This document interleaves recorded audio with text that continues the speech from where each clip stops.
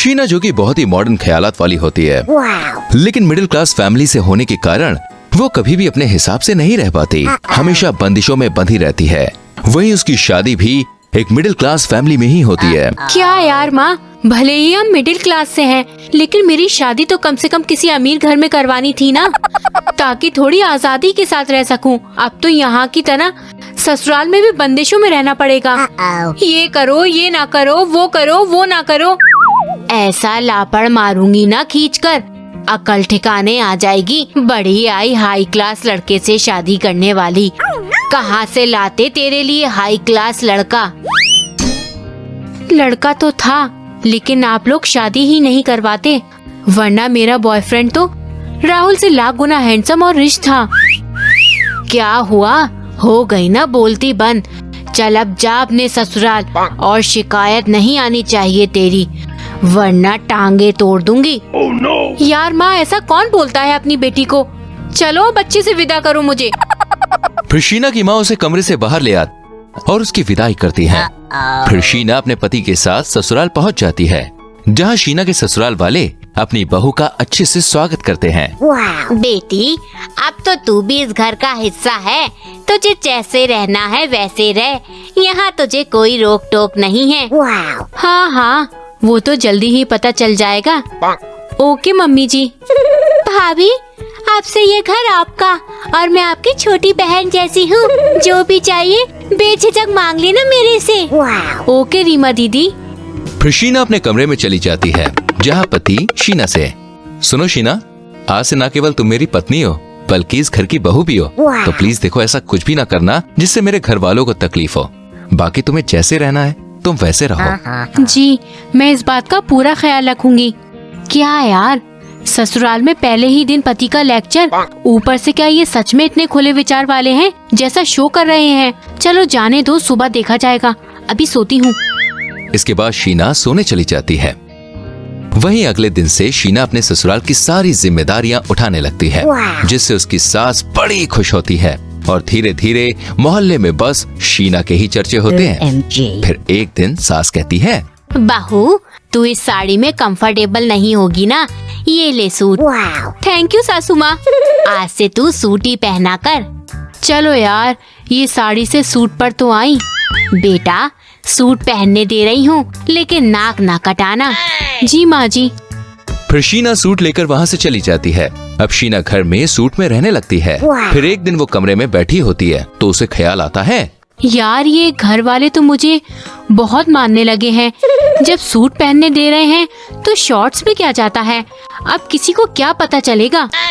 ससुराल में छूट मिल जाने के कारण अब शीना छुप छुप के पार्टीज भी करने लगती है, और जिन शौकों को वो शादी से पहले पूरा नहीं कर पाए, वो ससुराल वालों से छिप छिप कर उसे पूरा करने लगती है। फिर एक दिन पड़ोसने आपस में बात कर रही होती हैं। अरे यार, ये सुषमा की बहू शीना कितनी संस्कारी है ना यार, और बड़ी नसीब वाली भी है कि इतना अच्छा ससुराल मिला है। वो तो है, लेकिन देखो तो कैसे सूट सलवार में घूमती रहती है।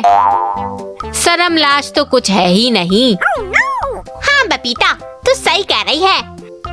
बहुओं को इतनी छूट देना भी अच्छी बात नहीं होती, वरना बहुएं फायदा उठाने लग जाती हैं। Oh my God! तभी शीना की सास सुषमा आकर उनकी सारी बातें सुन लेती है। क्या बातें कर रही हो तुम लोग? मेरी बहू की चुगली बतला रही हो? चुगली नहीं, सच ही कह रही हूँ।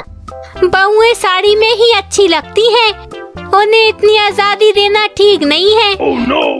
क्या पता तुम आजादी दे रही हो और वो छोटे छोटे कपड़े पहनकर पार्टीज एंजॉय कर रही हो। बस कर मीना, अब मेरी बहू के बारे में एक शब्द भी बोली तो अच्छा नहीं होगा। चिढ़ लग रही है तो पहले जाकर अपनी बहू पर नजर रखो, यहाँ आकर ना दिखाओ हमें। हाँ हाँ, जा तू अपनी बहू देख, मैं अपनी बहू को संभाल लूंगी। फिर सास वहाँ से घर आ जाती है, और तभी बहू बाहर से आती है। इतनी रात को कहाँ से आ रही हो बहू रानी? कुछ नहीं मम्मी जी, बस मैं अपनी एक सहेली से मिलने गई थी। ओके ठीक है। फिर शीना वहाँ से अपने कमरे में आ जाती है। हो, आज तो बाल बाल बची। इनको पता चल जाता कि पार्टी करने गई थी तो मुझे तो जीने ही नहीं देती। ऐसे ही कई दिन बीत जाते हैं। फिर एक दिन रीमा कहती है, मम्मी मेरी अलमारी से सारे शॉर्ट ड्रेसेस गायब है। देख वहीं कहीं होंगे। अरे मम्मी सब जगह देखे, कहीं नहीं है। OMG। तभी सास को डाउट होता है और वो जाकर शीना की अलमारी चेक करने लगती है, जहाँ उसे रीमा के सारे फैंसी कपड़े और मेकअप का सामान मिलता है। तभी शीना खिड़की से कूदकर अपने रूम में आती है, Oh my God। जहाँ उसकी सास नंद पहले से ही मौजूद होती है, जिसे देखकर शीना काफी ज्यादा हैरान हो जाती है। वहीं शीना की सास उसे देखकर काफी गुस्सा होती है।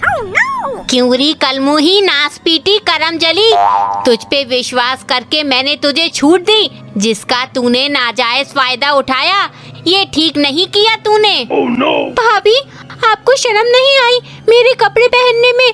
ऊपर से इतनी रात को पार्टी करके चोरी से घर में आ रही हो। Oh my God। करमजली मेरी ही गलती थी जो मैंने तुझ पे विश्वास किया। तू निकल जा मेरे घर से। इस घर में तेरे लिए अब कोई जगह नहीं है। जहाँ तुझे पार्टी करनी है जाकर कर पार्टी। Oh my God। फिर सास बहू को धक्के मारकर घर से बाहर निकाल देती है। तभी उसका पति वहाँ पे आ जाता है। क्या हुआ माँ? इतने में सास राहुल को सारी बात बताती है, जिसे सुनकर वो बहुत ज्यादा गुस्सा होता है। मैंने तुम्हें पहले ही कहा था ना कि मेरी माँ और बहन को कभी कोई दिक्कत नहीं होनी चाहिए और समाज में हमारी इज्जत का ख्याल रखना।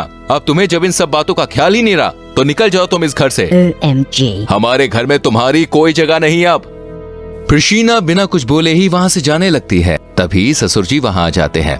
ठहरो बहू, तुम कहीं नहीं जा रही हो। अजी तुम्हें पता भी है कि इसने क्या किया है? हाँ हाँ मुझे सब पता है। अब तुम एकदम चुप रहो। ठीक है भाग्यवान। अरे तुम्हारी बेटी देर रात तक पार्टी करके घर आए तो वो मिडिल क्लास फैमिली के स्टेटस को शोभा देता है, और अगर वही बहू करे तो नाक कट गई।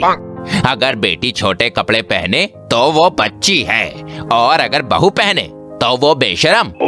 बेटी एक काम न करे तो वो लाडली, बहू एक काम न करे तो वो कामचोर। अरे ये कौन सा इंसाफ हुआ? जब तक उसने पूरा घर संभाला सबने उसे सराहा, लेकिन जब घर के साथ खुद के शौक पर ध्यान दिया तो सबने उसको धुतकारा। ससुर की ये सब बातें सुनकर बहू बेचारी रोने लगती है।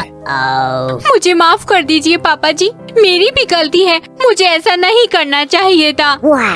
बेटी तुम हमें माफ कर दो। हमने तुम्हें बेटी कहा तो, लेकिन कहीं ना कहीं बेटी मानना भूल गए हम तुम्हें। हाँ भाभी, आई एम रियली सॉरी। फिर सभी शीना से माफी मांगते हैं और उसे हंसी खुशी घर में ले जाते हैं। अब जैसे रीटा रहती है वैसे ही शीना को भी रहने को दिया जाता है। उसे भी वही सम्मान मिलता है, वही जगह मिलती है। इसके बाद सभी हंसी खुशी अपना जीवन काटते हैं।